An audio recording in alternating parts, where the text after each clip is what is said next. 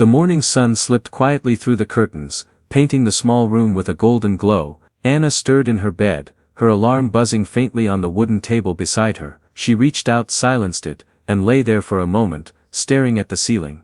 She was 26 years old, living in a crowded neighborhood of Chicago, and yet she often felt as if she were drifting through life unnoticed.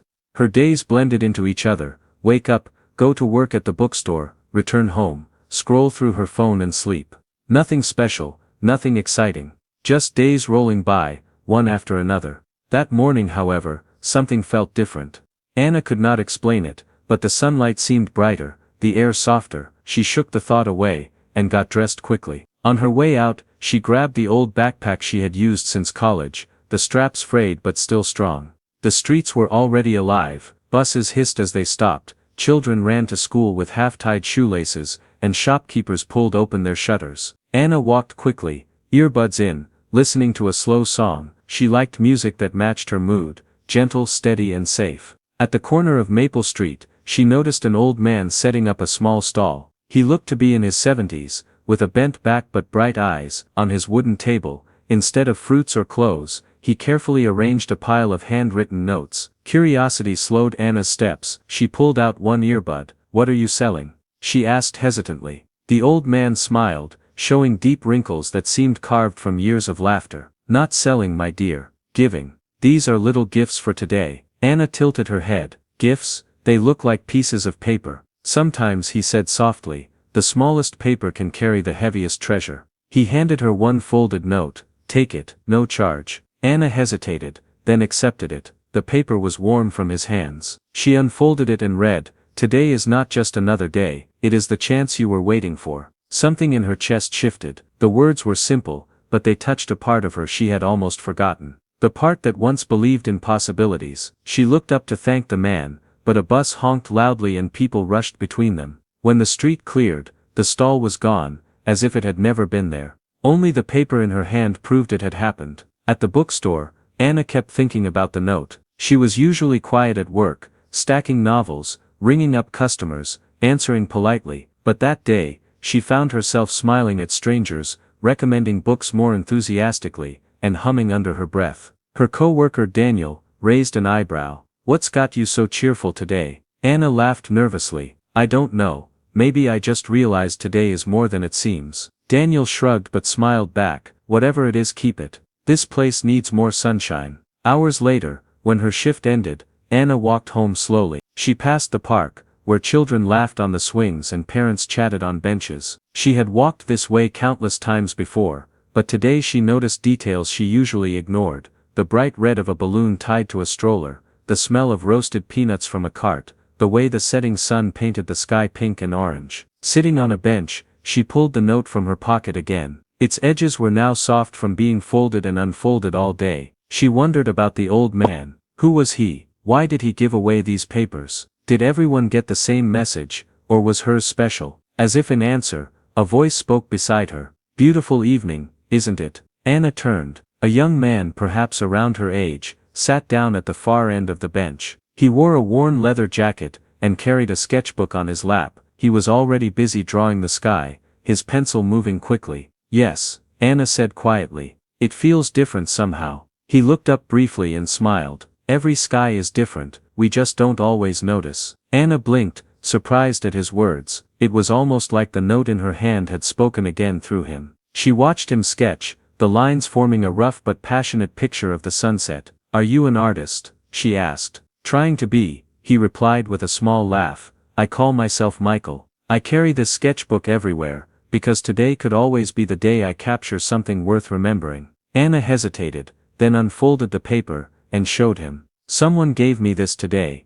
Do you think it means anything?" Michael read it, his expression softening. "It means everything, if you let it. A message is just words until you believe them." They sat quietly for a while, watching the light fade. For the first time in months, Anna did not feel like a shadow moving through life. She felt seen. She felt awake. When the park lights flickered on, Michael closed his sketchbook and stood. "I'll be here tomorrow evening too. Maybe you will be, maybe you won't. But if you do come, bring a story to tell me. After all, today gave you something, tomorrow might give you more." Anna nodded slowly. "Maybe I will," He waved and disappeared down the street, leaving Anna holding the note tighter. That night, lying in bed, she replayed the day in her mind. The sunlight, the old man, the note, the laughter in the store, the pink sky, Michael's sketchbook. It all felt woven together, like threads of a pattern she had never noticed before. For once she didn't scroll endlessly on her phone.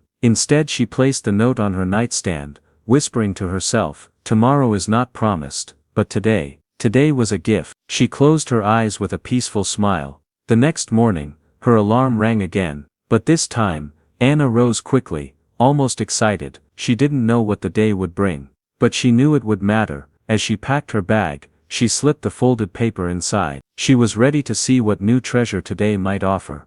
The day began with a crisp breeze that carried the faint smell of fresh bread from the bakery on the corner. Anna walked faster than usual, her backpack bouncing lightly against her shoulders. Inside it, the folded note rested like a secret companion. She felt as if the world had shifted slightly, as if she had finally noticed something that had been there all along.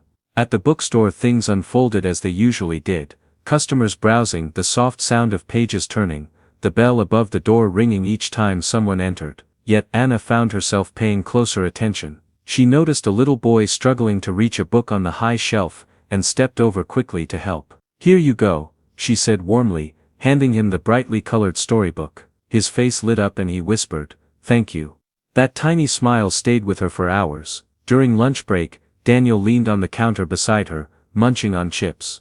So did the sunshine continue, he teased, noticing her brighter mood. Anna chuckled, maybe it did. Yesterday felt like something important started, even if I can't explain it. Daniel grinned.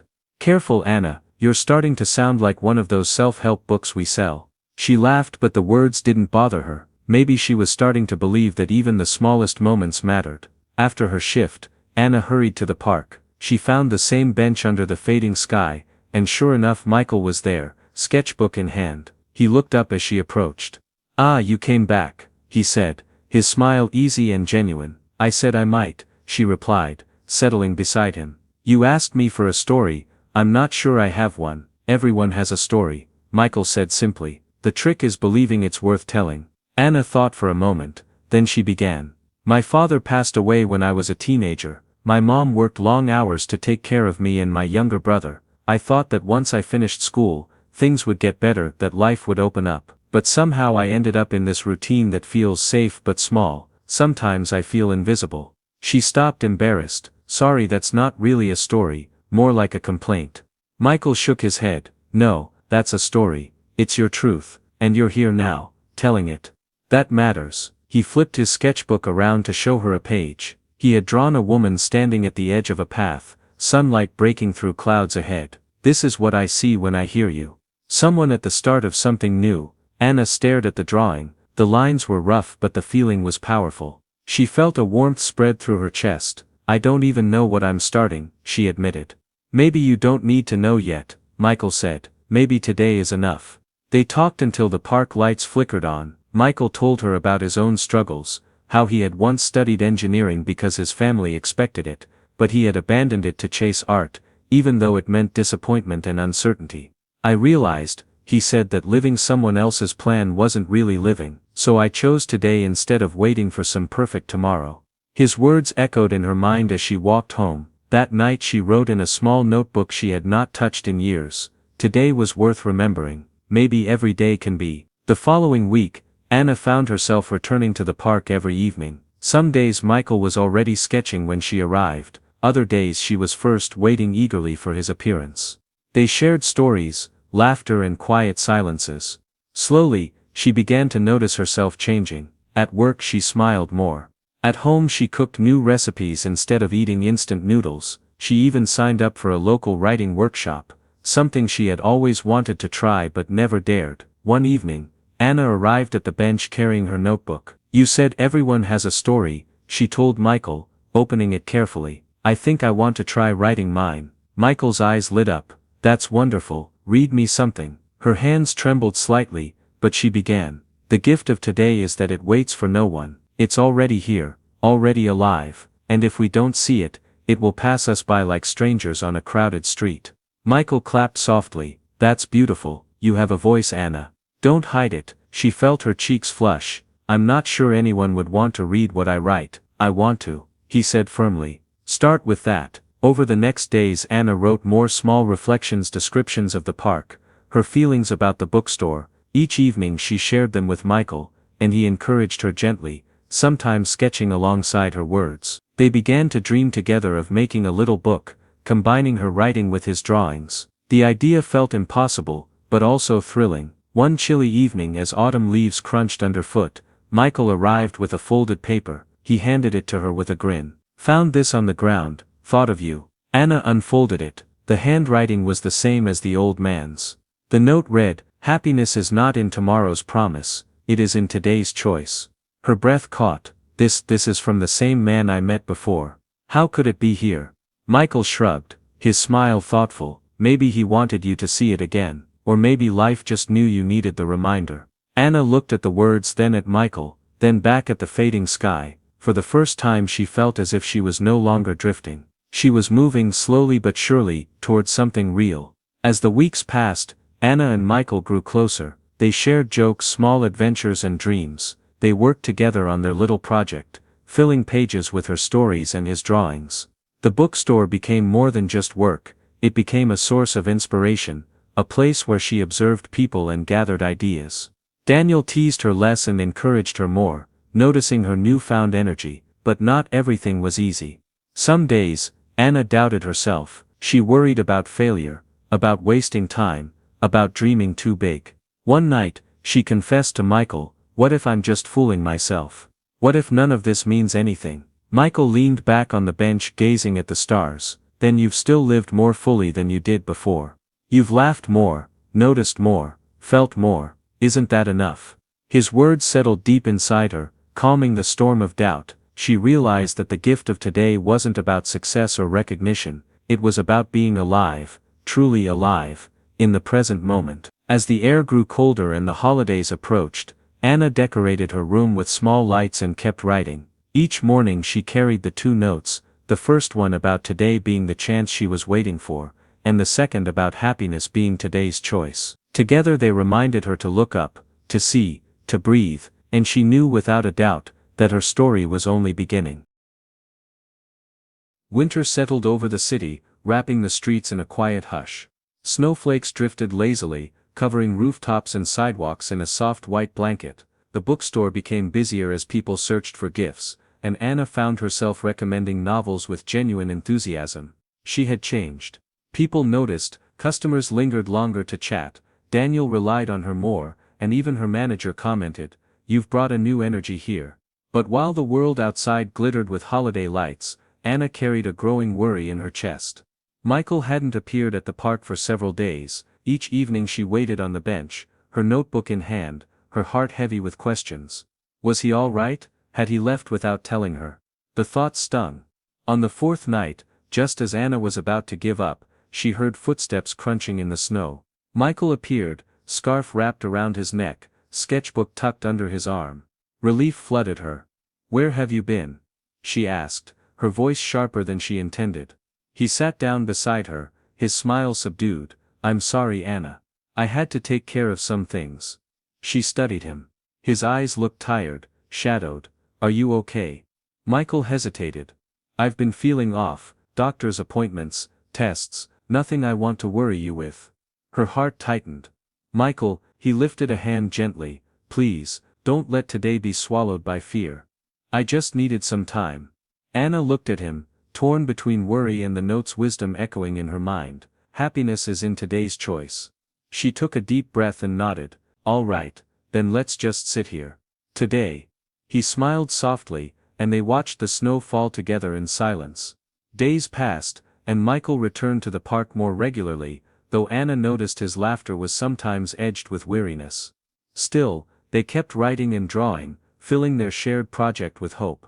They dreamed of calling it The Gift of Today, a small book that might remind others, as they had reminded each other, that life was precious in each moment. One evening, as they reviewed the pages, Michael said, "You know, this started with a stranger's note, a few words scribbled on paper. And look at us now, an entire book full of words and sketches." Anna laughed. Maybe those notes were magic, maybe. Michael agreed. Or maybe the magic was simply noticing them. As the new year approached, they decided to host a small gathering at the bookstore. With Daniel's help, they arranged an evening where neighbors and friends could share stories, poems, songs, or anything that made them feel alive. They decorated the shop with lights and flowers, just like Michael once suggested for the cafe in one of Anna's stories. The night of the event, the bookstore glowed with warmth. People gathered, holding mugs of hot cocoa, chatting softly. Anna stood at the front, nervous but excited. She read one of her short pieces aloud. "Today is not a promise kept for us by tomorrow. It is a treasure placed in our hands, fragile and fleeting. What will we do with it?" Her voice trembled at first, but as she looked around, at Daniel smiling proudly, at customers listening intently, at Michael sketching quietly in the corner, her courage grew. When she finished, the room erupted in applause. Michael was the last to share. He stood, holding up a drawing of the park bench under a starry sky. "This is where I learned," he said simply, "that happiness isn't in waiting for the perfect day. It's in noticing the gift of today." The room was silent for a moment, then filled with clapping and laughter. People hugged, exchanged stories, and lingered long after the event officially ended. For Anna, it felt like proof that words and moments truly mattered. Later that night, as they cleaned up, Anna turned to Michael. "You were incredible. You've given me so much." He looked at her, his expression gentle. "You've given me more, Anna. More than you know." Weeks passed, and their bond deepened. They spent snowy afternoons in the bookstore, evenings in the park when weather allowed, mornings sipping coffee at a cafe nearby. But Anna could not ignore the moments when Michael seemed distant, when he grew pale and quiet. One day, he admitted, "The doctors found something. It might be serious. But I don't want to live in fear of it. I'd rather live fully each day." Tears pricked Anna's eyes, but she remembered the notes, his words, their book. She took his hand firmly. "Then we'll live fully together. Today and tomorrow, and every day we get." Spring eventually melted the snow, and their little book was finally printed, just a modest run, a few dozen copies for friends and the community. They gave them away for free, just like the old man with his notes. People smiled, laughed, and some even cried as they read. One woman told Anna, "I needed this reminder. Thank you." It was then Anna realized that their project had done exactly what she once thought impossible. It had touched lives. Not thousands, not millions, but enough. One evening, as the sky blazed with the colors of sunset, Michael leaned against the bench, his sketchbook closed. "Anna," he said softly, "when I first met you, I thought I was giving you something. But the truth is, you gave me today, you gave me hope when I didn't know if I had any left." She swallowed hard, her heart aching with both love and fear. "And you gave me courage. To see, to write, to live." He smiled, his eyes shining. "Then maybe we were both gifts to each other." The years ahead were uncertain, they both knew that, but as Anna sat beside Michael, holding his hand, she understood at last, that certainty was never the point. Life was fragile, fleeting, precious. The gift of today was not in its guarantee, but in its presence. And so when strangers asked about their little book, Anna would tell them the story of an old man with folded notes, of a park bench where two lives crossed, of laughter and sketches, and words that carried hope.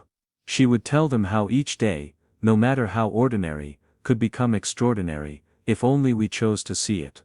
Her story, their story, became a reminder, not just for others, but for herself, that the greatest treasure we ever hold is the gift of today.